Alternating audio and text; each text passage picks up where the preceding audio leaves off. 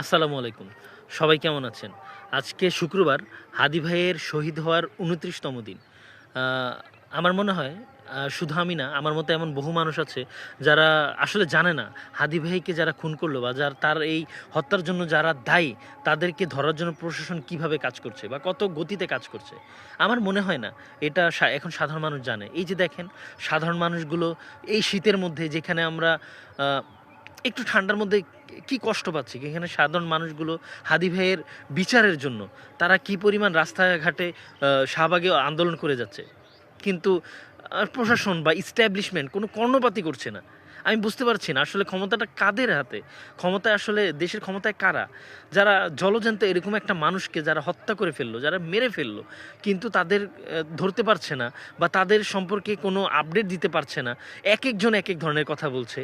মানে আমি বুঝতে পারছি না এটা কি হচ্ছে, এই দেশের কি হবে। কারণ আরেকটা ব্যাপার দেখেন, আপনারা লক্ষ্য করতে পেরেছেন কিনা আমি জানি না, বা খেয়াল করতে পেরেছেন কিনা, খুবই স্মার্টলি কিন্তু হাদি ভাইকে এবং হাদি ভাইয়ের সংক্রান্ত যত রিলেটেড যত নিউজ আছে সবগুলো কিন্তু সংবাদপত্র বা হচ্ছে ফেসবুক বলেন, সামাজিক যে সাইটগুলো বলেন, ওইখান থেকে আস্তে আস্তে কিন্তু সেগুলো মানে কি বলে ফেড করে দেয়া হচ্ছে, সেগুলো কেমন যেন মানে হালকা করে দেয়া হচ্ছে ব্যাপারগুলো। এই ব্যাপারগুলো আমার কাছে খুবই খারাপ লাগছে।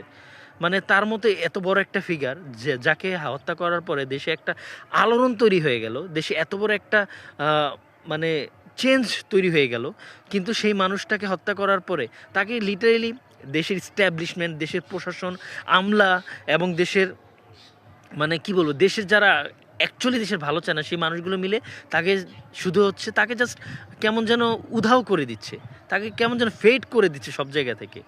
তো এমন বড় একটা মানুষ বা এত অসাধারণ এত চমৎকার একটা মানুষকে যারা হত্যা করে